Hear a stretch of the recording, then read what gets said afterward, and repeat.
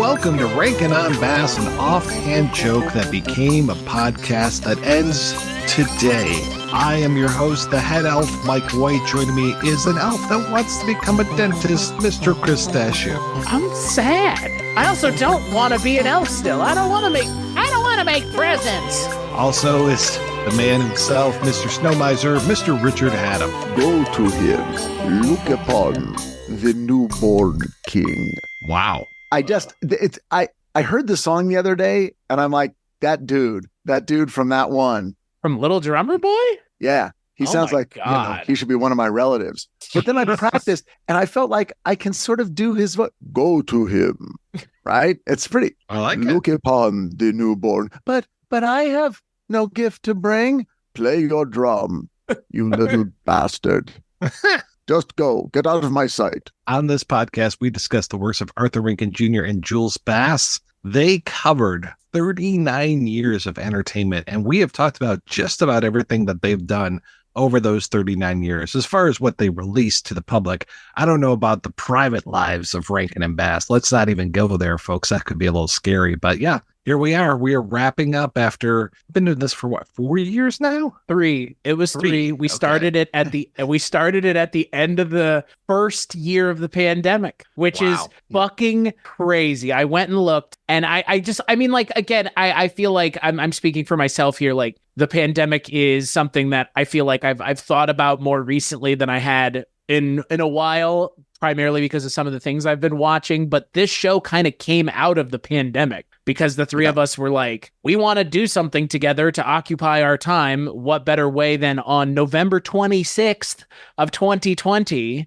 to post episode 1, Rudolph the Red-Nosed Reindeer and Rudolph's Shiny New Year, over 3 years ago. Wow. I know. This is our pandemic project. I guess so. Coming to an end.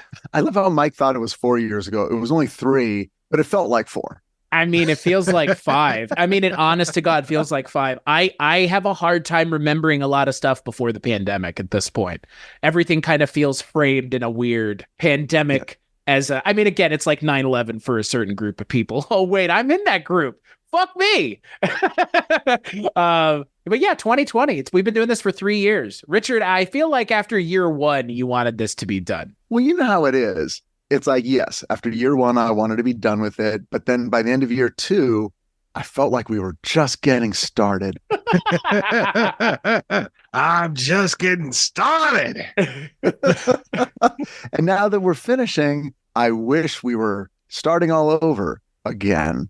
Well, to that end, I went back and watched Rudolph the Red-Nosed Reindeer, the original thing that really set us on this path. And amazing to think that was so early in their careers. 1960 was, like we said, the beginning of stuff with that shitty animated little short films of Wizard of Oz. Oh, God. Oh. Yeah, that hurt a little bit. But then, by 64, they're rocking and rolling here. Yeah, it's such a, and the funny thing is, like, obviously it was the first thing that we covered. And I mean, this may even seem like a oh my God moment to the three of us. We actually covered 6 episodes worth of stuff. And then we took a break for 3 months. And didn't post anything. See, Richard doesn't remember, neither did I.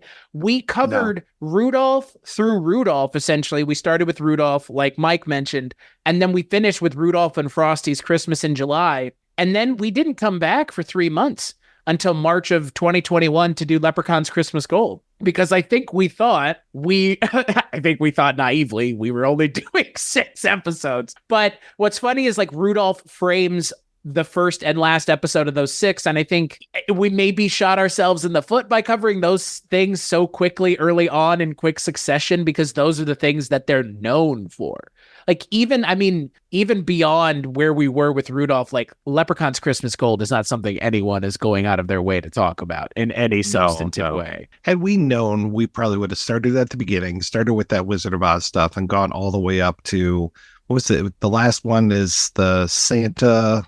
Oh gosh. You're talking about the Lives and Adventures of Santa Claus, the really weird, like, anime adjacent one with the little creature that follows him around, Tingler. Right. And there's also, well, I guess actually, I take it back. Santa Baby was 2000. So I guess that's where we would end was right. 2000. Oh, wow. Which we got there anyways. Yeah. No, we just went all over the map though with this whole thing. Yeah. But Rudolph, I think for me is still, because I rewatched it since we did our last episode as well. And like, I don't know, it's so perfect in every way. Like, it's so perfect. Like, and now that I've seen everything, it feels even more just like, I don't know how you guys made this one thing so well, because not saying everything else wasn't well made, but this is kind of perfect. And it's the one that needed to be perfect, and it is perfect. Yeah. I don't know. I think The Last Dinosaur was perfection for me. Oh, God.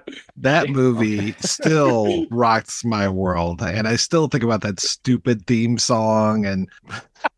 The dinosaur taking a rock to the head is still kind of seared in my memory. I mean, we got to know a lot of Richard Boone on this show. That's for sure. I mean, as much as we had Paul Frees going on and some of the other voice actors, we got a live action Richard Boone and animated Richard Boone. I mean, voice of Smaug as well as some other things. But man, him in that one and the Bushido blade. Oh, so good. So good. Didn't we ended up covering Last Dinosaur around the same time? I think we did something on your show, The Projection Booth, when we did the Gumball Rally. So we also were seeing a lot of Stephen Keats there for like a real weird snap of a moment. That was bizarre. Yeah. And I think we may have even been covering Burt Reynolds or not Burt Reynolds, Charles Bronson movies, because we did Death Wish at one point, and he's also in that movie. Oh, wow. I think what cracks me up looking back kind of on the feed of our show is I was thinking to myself, like, did we at any point, like, when did we cover our first live action movie? And we covered the first live action movie within the first 10 episodes, because you and I did King. That was the one and only time Richard was not on an episode of this show. Well, we did King Kong Escapes. Yeah, we did King Kong. I don't remember. I think do you remember when it was recorded? It would have probably been recorded sometime in like February of 2021. Yeah, like let's remember that year of fun. Yeah. So we're still in the pandemic. It's still pre-vaccine. So the government hasn't put the 5G chip. Ostensibly the worst part of the pandemic. I think 2021 may have been worse than 2020 in a lot of ways. Like, yeah, because it was a brand new year and it just felt like we were never going to escape. Yeah. I don't know. I do remember, Richard, because I remember that was around the same time, Mike, that you and I talked about Godzilla versus King Kong. Right. Because that movie had just come out. So we were doing that and we were doing King Kong Escapes. But we covered live action stuff pretty early on, which I'm still, like you mentioned, The Last Dinosaur. I still find it really fun that we did those, because they are something that I don't think, and looking now, like, haven't really ever been covered by anybody. I think we may be the only people who have ever covered the Ivory Ape Marco, the Sins of Dory. I mean, they're all so wild. I mean, the Bermuda Depths. I mean, Jesus Christ, was the Bermuda Depths the one with the one with Burl Ives? Is Burl Ives? Yeah, I think he might be. Yeah, and that's the one with Carl Weathers. Where he loses his hand to the giant turtle, right? That's right. Just kidding. Something to that effect. Doesn't he Jack Palance is in there? Yeah, God. And the funny thing is, like, again, no, that's the Ivory Ape, the Jack Palance. Yeah, no, yeah. You're talking about the Bermuda Depths. Yeah, that was Carl Weathers, Connie Selica, and you're right, Burl Ives. Yeah. Oh boy. And Lee McCloskey, that's who it was, as of course Magnus Dens. Almost as good as what was Richard Boone's character from The Last Dinosaur? Something Thrust. It was like Thruster. Maston Thrust. Yeah. So aggressively masculine. It should have just been called, like, Penis Van Erection or something. Biggest Dickus. Yeah. Is it funny to you when I say his name? Maston Thrust. Yeah. Well, what's funny is like this show with Rankin on Bass, like again, we did cover the Christmas stuff, but then we got to cover things that you're imminently into, Mike, with like kaiju movies with the King Kong stuff. And then we also got to get our Lord of the Rings itch on with the with the Rankin on Bass Lord of the Rings, because I think we did it all in one episode, right? Yeah. We did both The Hobbit and Return of the King on the same episode. I think that was the first episode where I used the phrase perfect storm of everything I hate. Oh, wow. I think I distinctly remember you being less than thrilled that we were having to watch 70s fantasy. Yes, I believe. Yeah. Correct, Your Honor. Yeah, I remember you weren't a big fan of The Last Unicorn. I'm still a big fan of that one, but yeah. Right. It's like I dislike the genre, but I hate the medium through which it's being conveyed to me, and I'm also repulsed by the production design. So here we are. You didn't have a lot of love. I understand. So it's also equally funny, and I don't know if you guys remember this kind of interesting piece of information from February of 2022, so about a year ago, until almost the end of last year, October of 2022, all we did was cover live action movies for almost the entire year. We covered just the live action Rankin and Bass movie, which is why you probably love year 3 so much, Richard, or year 2. Well, yeah, I was going to say, I mean, that was a year ago. Like, we started almost 2 years ago on those live action ones. The live action ones, at least to me, sometimes had that sort of, chintzy charm to them. It's like, wow, okay, so clearly this was being shot, 2 miles away from Arthur Rankin's vacation home in Bermuda. literally. Yeah. Do it for Arthur. Yeah. And it was that also that like weird kind of sick erotic thrill where they were trying to be sexy, a little bit. And it's like, oh, these are the same guys that did Frosty, and there was like that whole cognitive disconnect, so I kind of got into that. Well, I mean, The Sins of Dorian Gray was very sexy. I remember being massively turned on the whole time we were talking about that. Tony Perkins. Right. Yeah. That's correct. they got some stars. Yeah. Directed by Tony Malum of all people too. So yeah, what a strange. I would put out there that really this last year of programming has been scraping that bottom of the barrel and seeing how deep it goes. Yeah. Looking at year 3, it's kind of like, I don't think we've covered anything that anyone would go to bat for. However, I will take that back. Our dear friend who reached out to us, who I will mention now at the end of this show, our dear friend who goes and moderates the Smokey the Bear Wikipedia fan page. Good for you. Thank you for giving a shit about something that I don't think a lot of other people do, because carrying that torch is hard at times. And hey, Chris, carrying that torch, really? You're gonna go there? Oops. That's pretty dangerous, my friend. Oh man, my burgeoning career in stand-up just went up in flames. He just can't stop. Keep it going, man. Keep it going. How many of these fire jokes is he gonna do? I don't know, Mike. It's getting weird. I will say, I think for the 3 of us, I can probably speak collectively that the most offensive thing we watched was our 27th episode, courtesy of Daryl Hammond. The King and I. The King and I. Oh, yes. Oh, and that was this year. And that one had every opportunity to be one of the best ones because the music was already there. The story was already there. It was like just right there. Oh, wasn't it? And then they just like cute monkeys and things like, oh yeah. Chop sake, some real hard English. Oh boy. Yeah. Yes, it was. Yeah, it really was. It was like taking your favorite plate of food and then just placing just a small curl of dog shit right on the top. Well, what if I want a big curl? Well, then I direct you to another special we watched. Uh-oh. Yeah, right. I actually think The King and I might be the worst thing that we watched for me. But it was so wildly uneven. Like there were other things that were more like just consistently uninteresting. Yeah. And rewardless. This might be controversial, but I think that Mad World of Monsters, right? Oh, like gosh. the sequel to Mad Monster Party. I think that might have been one of my least favorite things we watched.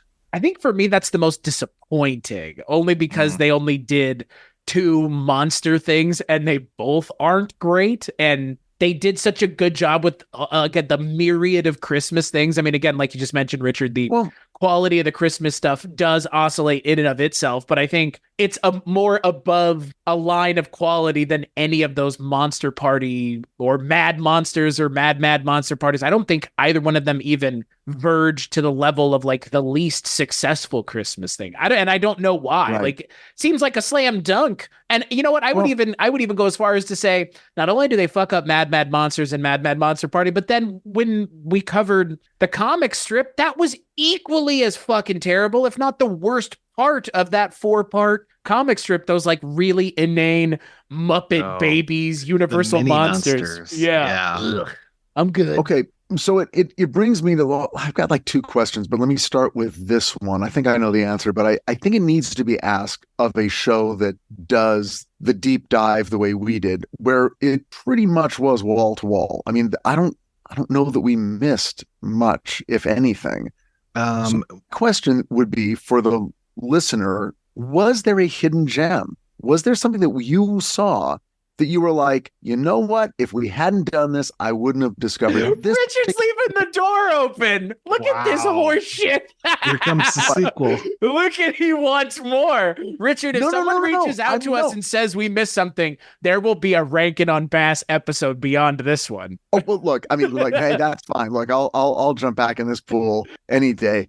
But my question is, was there one of the ones that we saw that you're like, that one, people don't know this one, and they should? We saw all of the television specials. The only things we did not cover, essentially all of the Pinocchio stuff in its entirety, because we only watched a smattering, a handful of episodes. Sure, but that's... Tales of the Wizard of Oz the same way. We never watched, I think we probably mentioned it, but we didn't watch the King Kong show, which is another... TV show. I watched an episode of that. Right. I think we may have talked about it. We didn't watch every episode of Osmonds or Jackson 5. No, that's for sure. Yeah, we didn't watch every episode of their series, but we watched at least one and sampled others just to get a feeling of, okay, we know what this is. We also didn't see the Tomfoolery show, which is based off of Lewis Carroll and Ogden Nash's works. I think that's like, it's probably similar to other things. And then the other thing we didn't see was Silverhawks, which is and Thundercats, I think, too. Oh, yeah. I mean, but that could be its own fucking show. Oh, yeah. Richard, you want to do a Thundercats animated show? Because they did. I mean, that's we technically did. Avoiding the question. The question is, of the things that we did see, is there one you would recommend that people don't know about? Oh. That was the question is. Oh, I thought you were posing it to them. Same here. I thought this was for the dear listener. Is there something that we saw that in our 3 years of searching that we can now bring back to civilization and say, I know you love Rudolph and Frosty and Heat Miser and Winter Warlock, but my God, here's one you don't get to see all the time, and it's worth it. I already mentioned mine, which was The Last Dinosaur. Unless you're talking about specifically Christmas stuff or television specials. Yeah. No, I'm just saying that's something you could hold your head up and go, you should see this. It is of equal quality to Rudolph the Red-Nosed Reindeer in its own genre. I think that the life and times of Santa Claus, or life and adventures of Santa Claus, I don't know, like I'd never seen that, and that felt like something worth kind of crowing about. It was weird, had its own sensibilities. It was only an hour. It was like 50 minutes. It had like a really unique sense of like style to it, and again, like it I think is the most like Japanese leaning of all of the Videocraft stuff that they did, and I'm not even sure it is Videocraft. I think it's something else entirely, but it's so weird, and it's also based off of an L. Frank Baum thing, so I don't know, like that for me was kind of like a thing I was surprised by. But I think maybe to Mike's point, any of the live action things I think would be for me like, oh, you should check these out kind of as a whole, as a piece, because that one song about Spaghetti and Marco was pretty good. Well, it is, Zero Mostel. So yep. of all of the animagic stuff, I really enjoyed or remember enjoying Here Comes Peter Cottontail. As the one where he's like kind of going around and going through all these different holidays and trying to give away the eggs and all these things. I kind of remember liking that. And I especially remember liking Casey Kasem as Peter Cottontail. That's right. I was trying to remember which one had Casey Kasem. That's the same one that has Vincent Price. Yeah. January Q Irontail. That's right. Yeah. Man, I will say, I'm glad that we finally got to see ones that I really have never heard anybody talk about, like the mouse on the Mayflower. Oh, yeah. Oh, my God. Hi, everybody. I bet you're wondering who I am. That, for me, is like that was part number one and parcel of us realizing, like, this is the thing that they're going to do a lot. Because we covered Mouse on the Mayflower, I want to say, in the first year of doing the show, because that was what we did for Thanksgiving in 2021. Because I was out of town when we recorded it. I remember I was sitting in Arizona recording it, and I was like, oh my God, this is so fucking weird. It's still one of the weirdest ones because of like just. I don't know, Thanksgiving, like it's weird the holiday because they like now that we look back on it, they did every single holiday for the most part, other than I guess Valentine's Day. They never did like a Valentine's Day specific thing. Yeah, that's right. Which is very odd because you would think they would have that little cherub. I'm wondering I bet you're wondering why I'm here. Right. Wait, you don't know about me? I'm St. Valentine's little friend. Right. Yeah. Here's the story of St. Valentine, and they just show him getting murdered. Yeah. I mean, I don't know why again, they really went far to the bottom of the barrel with the Christmas stuff. I mean, something like Nestor, the long-eared Christmas donkey, they made that, but they didn't. Depressing. Oh God! And then Nestor's mom froze to death, defending his dead body. Her dead body provided the warmth for him at night. Wow, special. That's horrifying. Bad on the outside. Merry Christmas. Yeah, right. And a Happy New Year. I think that the one I would choose is Rudolph and Frosty's Christmas in July. Mm. Oh, okay. With Ethel Merman. Mm-hmm. Oh, yeah. Right. Cowgirl. Yeah. I think it went on a little long, but it kind of had a lot of spirit and creativity, and they put a lot of money into it, and it looked like and it was a very lush production. And I remember thinking, okay, this one's close. This one's close. That had a lot of great voice talent in that as well. I mean, they all had great voice talent, but of course you got your Mickey Rooney coming back as Santa Claus, but then like Thurl Ravenscroft as Genie of the Ice Scepter, and one of many Shelley Winters, right? She was in multiple of those, I believe. Yeah, I think. Oh yeah, yeah, yeah, like Mrs. Claus. Well, then, so Chris, we were just talking about Alan Sues on the Foul Play episode, and here he was a Scratcher, just camping it up, let's say. Wait, was Alan Seuss in Foul Play? Yeah. What did he do? No, I take it back. He was in Oh Heavenly Dog. That's what it was. Yeah. Okay. Yeah, because I'm like, a very odd point, and he comes back as a cat for no good reason. So. That's right. Yeah. Very coded gay cat. Not coded. They thought they were being clever, but it's pretty obvious. Yeah, you don't need an Enigma machine to figure that one out. No. Alan Seuss was the closeted secret gay that was in the 70s on TV that was the closest. Like at a certain point, he was pretty much just going, I have sex with men. and it was like, he's so eccentric. It was like him, Paul Lynde, and then Charles Nelson Riley, I think. And maybe the guy that was, what was that guy's name? Waylon, what's his name with Madam? I think he was somewhere in that. Yeah. Waylon he was on that spectrum of what's going on here. How nice it is that you could think of a decade and there's just 4 gay people and no lesbians either. Oh, wow. Well, I'm sorry. What am I hearing? Is that all there were then, Mike? That's all that there were, 4 gay guys. And that was it. Well, then what about the Village People? Oh, I'm sorry. I forgot about Liberace too. Village People. Wait, what? That was a cop. That was a construction worker. There was a policeman. An indigenous person? Indigenous person? Which is not a profession, by the way. I don't think that any... No, that's true. I don't think that any of those gentlemen were anything but heterosexual. I saw Can't Stop the Music. I know that they were all hot for Valerie Perrine. All right, so back to Rankin on Bass. Speaking of Cupid, I actually might want to amend my answer a little bit. I enjoyed that Jack Frost special. Those were good. Yeah. Because there were a couple of Jack Frosts. Like there was animated Jack Frost and that one that Andy Griffith did with Frosty. But then there was also, that Animagic Jack Frost was pretty good. And I remember the Animagic being really strong in that one. Yeah, that was the one with Robert Morse as Jack Frost, and then it was Paul Frees as the greatest villain in, I think, all of these. Kubla Kraus. You remember that shit? Oh, that wasn't that the guy? That was the guy with the puppet on his hand. No. Yes. Yeah, and it was very Meisterburger. Well, yeah. Voiced by, I think, the person who their involvement in any project that we talked about made it way better, which is Paul Frees. Good. I mean, he's the MVP of this show through and through, because anytime he was on anything, he made it better, and you can always pick his voice out every time. You guys are forgetting that Jack Frost was narrated by Buddy Hackett.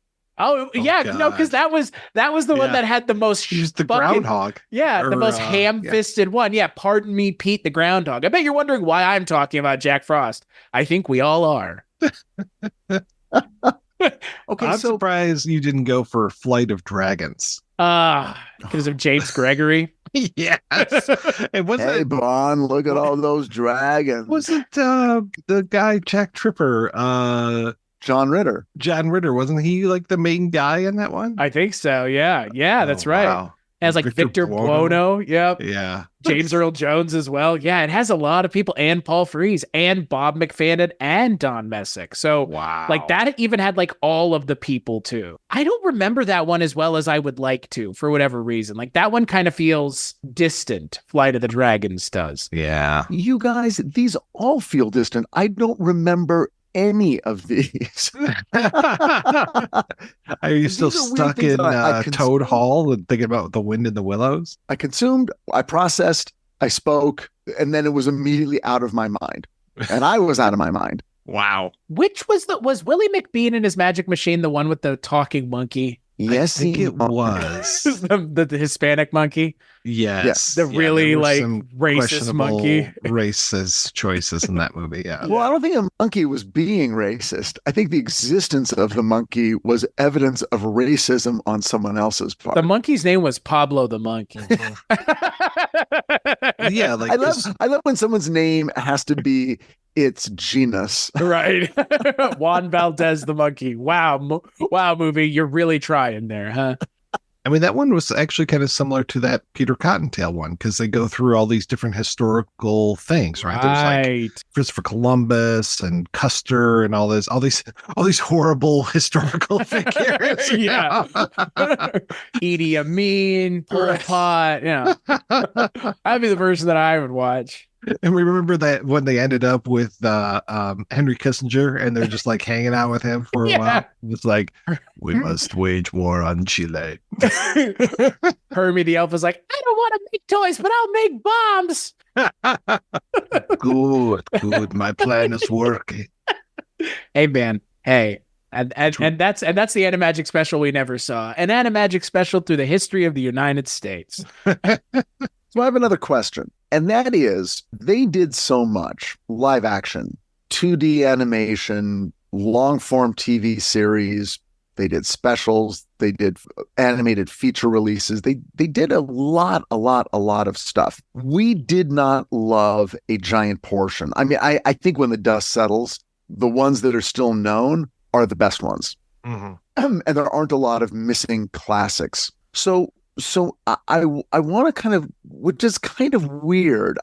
So what I want to do is figure out what their contribution to our culture is at its best. I think the answer is pretty obvious, but I would say the technique of Animagic and the skill they brought to that style of animation which I don't think anyone else has done. And that was the stuff. I know that we watched things where we said, this was pretty good. I wish it had been Animagic, because if it had been, it might rank up there with the classics. What do you guys think? As far as their contribution, I mean, yeah, they've contributed to so much pop culture. I mean, I think about all the parodies that there have been of Rankin and Bass stuff. I mean, you can say right there, to Elf, but there were also on Saturday night, was it Saturday? No, it was Mad TV. There was a whole series of Animagic style specials where it was like a pack of gifts now, which was a takeoff on Apocalypse Now. There was the Rain Father, I believe it was, where it was the Godfather,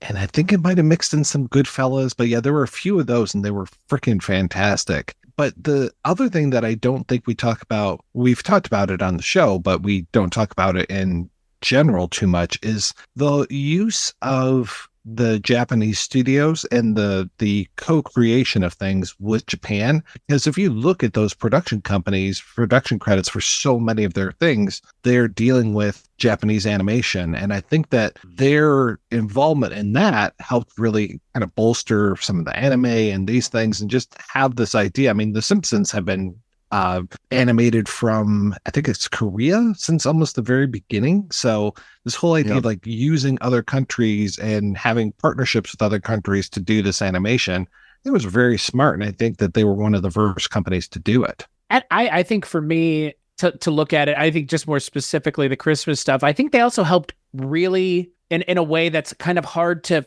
I mean, they took someone else's music in a lot of ways, like Johnny Marks, they took his song, but they catalyzed that song into something that I think is now tangible for everyone. I mean, a Rudolph the Red-Nosed Reindeer song is one thing, but now it's been turned into a thing. That thing is everywhere. I mean, especially right now, this time of the year when we're recording this, it being Christmas time, you can't go out and not see Rankin and Bass Rudolph. I mean, Rudolph alone. Everything else, I mean, Bumble and stuff aside, but I think they helped create a group of characters for a group of people or a generation of people that has continued to persist and inform the way people think about at least American holidays. And I think that they created, I mean, to your point, Mike, like, yes, it is a joint project between American and Japanese production companies, but ultimately, I think they helped create and really, in a way that, you know, Europeans have had it for a much longer time, but we as a country are much younger. This is a piece of modern mythology that Rankin and Bass helped create that is never going to disappear because of the universality of it. Because yes, there are Rankin and Bass things that have to do with religion and Jesus and Little Drummer Boy and all that stuff, but Rudolph doesn't. At the end of the day, Rudolph is about being different. And what does that mean? And what does it mean to be different at the holidays? And that question gets answered several times in the special, which I think is important, especially at the time of the year where I think it's hard to be different or want different things, especially if you're someone who's single at the holidays by choice or by design, or someone who doesn't want to have kids at the holidays and it's just you and your partner at the holidays and you don't want to go to see your family, which would make you different. I mean, I think Rudolph is the most important thing Rankin and Bass ever did. I think it sets a stage for things to come, but it also really crystallizes Santa Claus, Rudolph, and I think a commonly accepted concept of Christmas that's been reinforced with other modern contemporary Christmas classics like Elf, which, like you mentioned, Mike, it's no fucking surprise that they have that in there. Because Jon Favreau, for whatever reason, I'm sorry, everybody jerking off J.J. Abrams, Jon Favreau has done more for pop culture in the last 40 years than most people have. 30 years, I guess. And I mean, I just rewatched Iron Man, and I kind of wish it had just been that movie. And I feel the same way about Elf. Like, every time I watch Elf, I am genuinely shocked at the ability to make that movie as good as it is, and it be something that people are still talking about 20 years later. And Rankin and Bass did the same thing with the basic idea of Christmas. Well, and that was and it was part parody, part salute, and sort of tip of the hat when they had that small animated sequence that was so reminiscent of Rudolph the Red-Nosed Reindeer. It was like, we're trying to make a Christmas classic. we're tipping our hat to the Christmas classic of our childhood that we loved. It was very affectionate, that little acknowledgement. And Will Ferrell interacts with those characters too, which we've never had seen in anything else. We see a human interacting with these, these Videocraft, Rankin and Bass style characters, which again also felt, like you said, like a tip of the hat, like a even more explicit tip of the hat. Did you guys see the, I don't know if you were big fans of the show Community. I was a big fan of that show, and one of their Christmas episodes was basically animagic. It was stop motion claymation, but it was clearly using these Rankin Bass specials as a jumping off point to tell a more sort of psychologically adult story of alienation on Christmas. But they, in that same way that Elf did, they kind of touched on all of the things we remember from the Rankin Bass specials.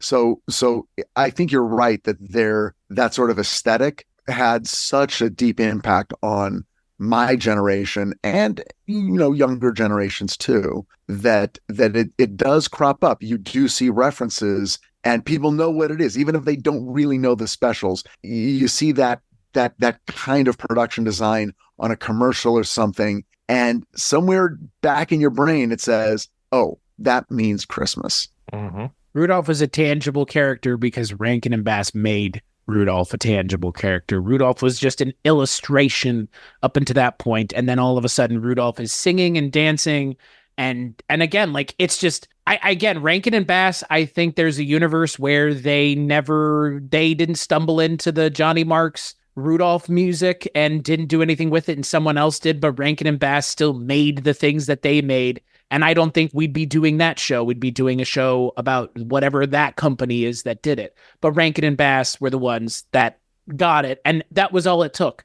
I mean, Santa Baby exists because of Rudolph the Red-Nosed Reindeer. I mean, it like everything comes from Rudolph the Red-Nosed Reindeer, which is crazy. But at the same time, like, better to have that than have never had anything at all, I guess.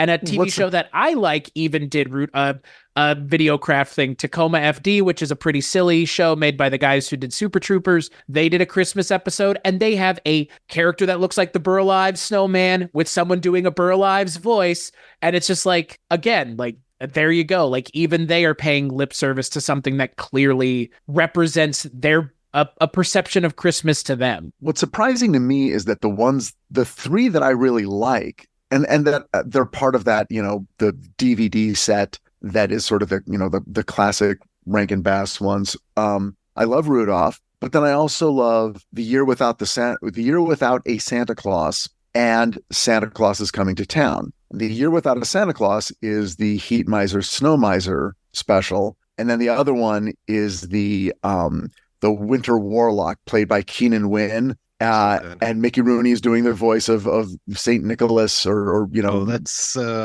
Burgermeister, Kris Kringle.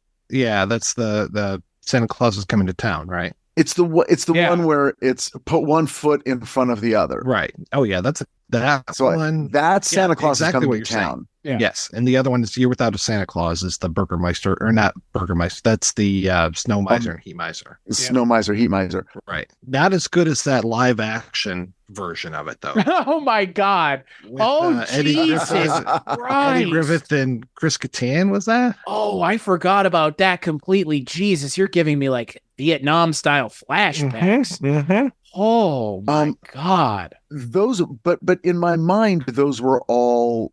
Like, those were the first three, and then everything after that was a slow roll down the hill, but they weren't. It was 64 was Rudolph. Santa Claus is Coming to Town wasn't until 1970, 6 years later, after which they'd done 6 or 7 others that aren't in heavy rotation. And then The Year Without a Santa Claus was in 74, 4 years after that, after another run of specials that are largely not available, not in heavy rotation, not in our collective memory. Mm-hmm.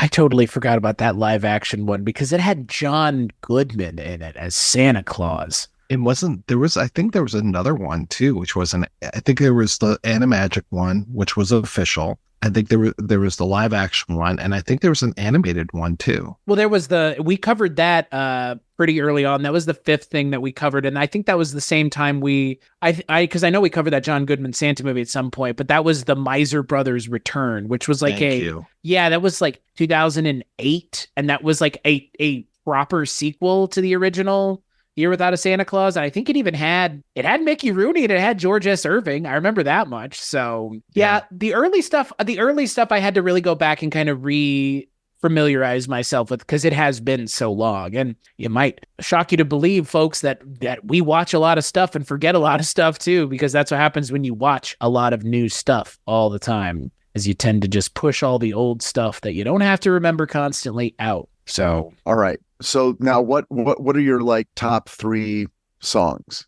Songs. The best ones, because obviously, like, we're a couple of misfits. That's huge. Like, for me, that might be number 1. But then I also really like Put One Foot in Front of the Other. Put one foot in front of the other. Yeah, it's a great song. And that's from the other one. And then, of course, I'm Mr. Heat. I mean, that's the one, right? Mr. Like, that's the jam. Yeah. Yeah. Like those would definitely be 3 in my top 5 of their songs, because I'll tell you, the ones with the best songs are the ones we remember. The ones that we don't like as much don't have songs that lodge themselves into your cerebral cortex and refuse to leave. They tried a lot, though. I mean, that I think is that. I mean, like, to answer your question, Richard, like, specifically, I would agree with those 3. I mean, there are other ones that I would have to sit and think about, but I think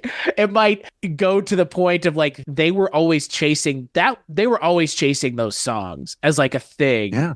'Cause like, We're Just a Bunch of Misfits is a great song, but like, they really never hit those notes again. Like, after those like early specials, not much. I don't know. I got to disagree. Where there's a whip, there's a way. And Rodo of the Nine Fingers that was a banger too. Oh God.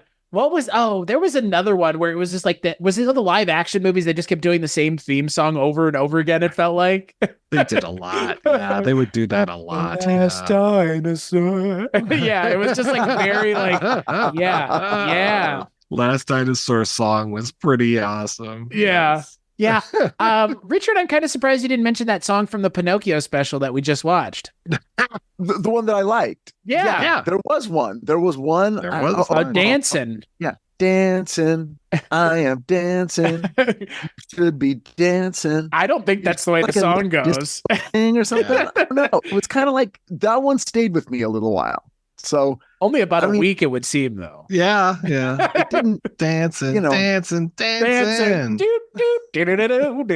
Oh yeah, remember when we took that foray into the Jackson 5? That was boy. Oh, talking about talking monkeys and absolute nonsense. Jesus Christ.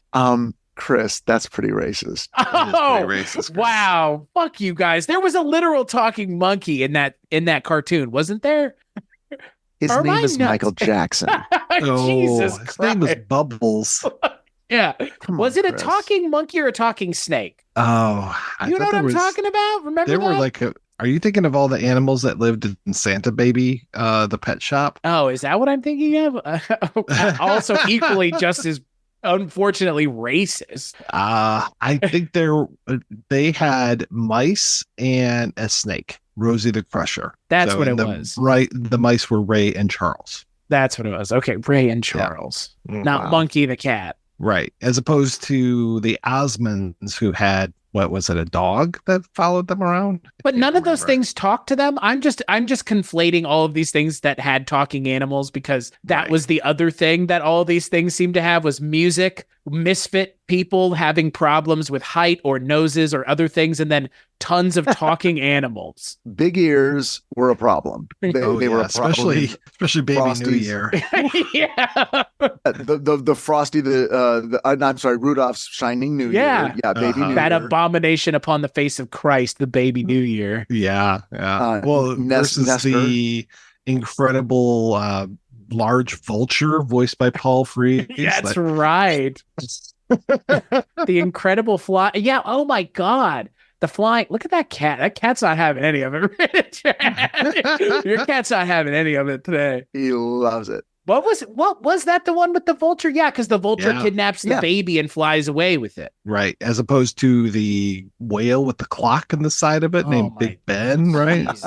Yeah. I used to watch a lot of these, man. Like, I mean, not just at the holidays. Sometimes I remember I was working at Blockbuster and I would find the VHS tapes and I'd throw them in. It's like, oh, I haven't seen this in forever. Let's watch Rudolph's Shiny New Year and check out this giant sperm whale. When my kids were little, excuse me, my oldest, Owen, that was the one that always got played. Owen's top choice was Rudolph's Shiny New Year. And I'm like, why are we watching that one?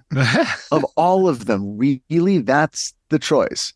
Good man, Owen. And Owen was like, yeah, Dad, I want to watch Rudolph's Shiny New Year. Is that how your kid talks? That's how he talked. Now Owen talks like this. Dad, can we watch Rudolph's Shiny New Year? I feel like if he asked you that now, you would probably start crying. Yes.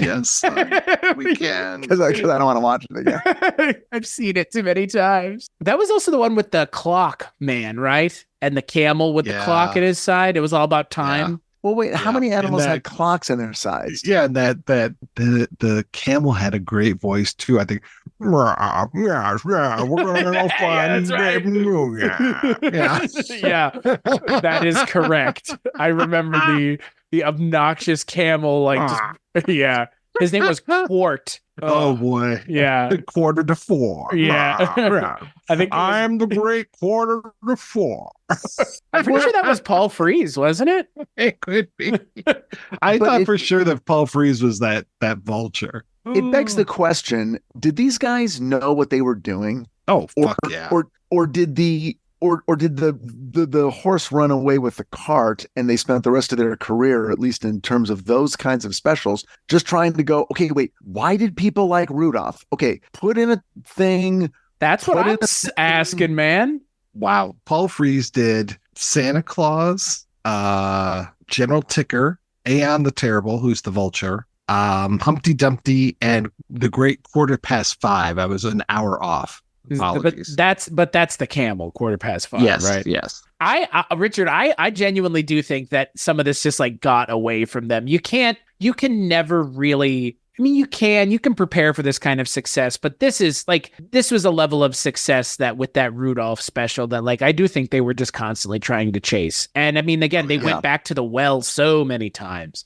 I mean, even having Rudolph's Shiny New Year, I don't know. Like, I mean, again, for as good as a lot of those things are, a lot of it does just feel like they were constantly trying to get back to just, can we just do Rudolph one more time? Can we just have that one more time? We'll however many talking animals do you need? We'll put them in this. We'll put the music in this. It's just like, to have had it once, you had it once. And like most people most people don't make a impact on pop culture the way Rankin and Bass did for as many people as they have. Like most people don't even get one person, let alone this entire, again, like you mentioned, generation of people. So multiple generations. I mean, I don't know how long a generation goes, but I mean, Chris, you and I definitely aren't in the same. Richard, you and I probably are. I think they call a generation 65 years. Oh, okay. Well then, fuck. It's all it's just been one generation. Oh, okay. Oh, okay. I mean, again, like you can go see this Rankin and Bass stuff at Five Below, which is a pretty popular like $5 kind of like Dollar Tree store. I don't know if you guys have ever been there, but they have plenty of Rankin and Bass branded stuff. I mean, I've seen Bumble, I've seen Rudolph, I've seen t-shirts with Rudolph on them, like little like books for kids and stuff. So as far as I'm concerned, like I think that these things are around forever, if not like literally. I'm saying like they will outlive us. There will come a day where the three of us are long dead, and the next day someone in Laos or Cambodia is printing Rudolph on a t-shirt to be sent to a store in, Dubuque, Iowa, to be put in a $5 store, and some kid buys it and wears it for Christmas. Like that will happen because I think these are so ubiquitous. And like, tell me another interpretation of Rudolph, please. Like it literally is confined almost solely to Rankin and Bass.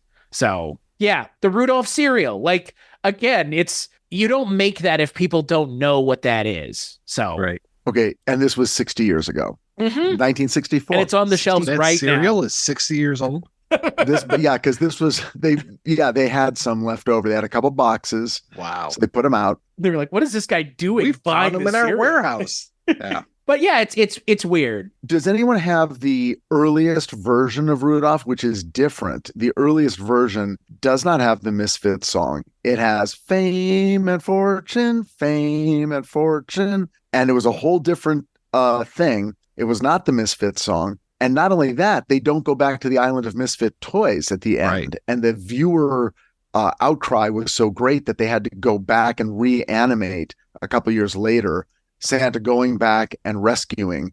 And to do that, they had to cut out the part where Yukon Cornelius, for the third time, tosses his pickaxe in the air. It comes down. He picks it up. He licks it, which we've seen him do, and we don't know why he's doing it. And that's when he goes, "It's what I've been searching for my entire life. A peppermint mine." So there are two different versions of Rudolph out there for the purist. I think that's on the Criterion disc, but I'm not sure. I'll have to check TVD Beaver. Kino Lorber put that one out yet? Right, yeah. They're going to ask you guys to... No, Tim Lucas did the audio commentary for it. Yeah. He's already way ahead on the the curve. I would be curious if these will ever get a proper release, because I mean they have been put out in these like cheapo box sets that you can find at Walmart. I know that because the last time I was there I saw it and I was like, oh, okay, like again, like you can buy this still. So I would like a better version of this to be put out by somebody. At least Rudolph, A Year Without Santa Claus, and Santa Claus is Coming to Town. I think those three deserve some sort of upscale or something if they can be. I mean, well, there is a nice looking set. It's a 3 Blu-ray set with Rudolph, Frosty, and Santa Claus is Coming to Town. And it has an extra on there called The Animagic World of Rankin Bass. It's an all-new documentary. This is from last year. Literally, that was my next question. Has there ever been a documentary made? And you just, I didn't even have to ask. You answered my thought. Mike, you're amazing. But the problem is it's Frosty the Snowman. That's my point is like, I don't think they've served the 3 correct ones is more my point. I would like to see the 3 ones that are actually, because I'm sorry, but this might be a controversial opinion. I find Frosty the Snowman to be the dumbest fucking character out of the main line ones, because I do not resonate with that character, and I find that character to have very little interest around him. They don't do anything particularly interesting with the character other than him just, Jackie Vernon going, "Happy birthday," which is fine. What more do you want, man? He was born today. I want a lot more is my point, me personally, which is, like I said, why it doesn't resonate with me. But I think Santa Claus is Coming to Town and A Year Without Santa Claus and Rudolph are the ones, because like even the animation style of Frosty, I don't think anyone here is going to say, well, it's Rankin and Bass's animation is what they're known for. No, not really. Not really at all, frankly. I mean, maybe that era of The Hobbit and The Last Unicorn, like that's very different style, but yeah. Look upon the newborn king. I'm just going to do that. I really, whenever I feel it, I'm going to say it. Well, fellas, it has been a wild 3 years, and I really appreciate us all going on this journey, whether we did it willingly or reluctantly. We did it. We made the trip, and this has been a lot of fun. What the lesson I learned is be careful of the offhand jokes you make. You never know who's listening. Yeah.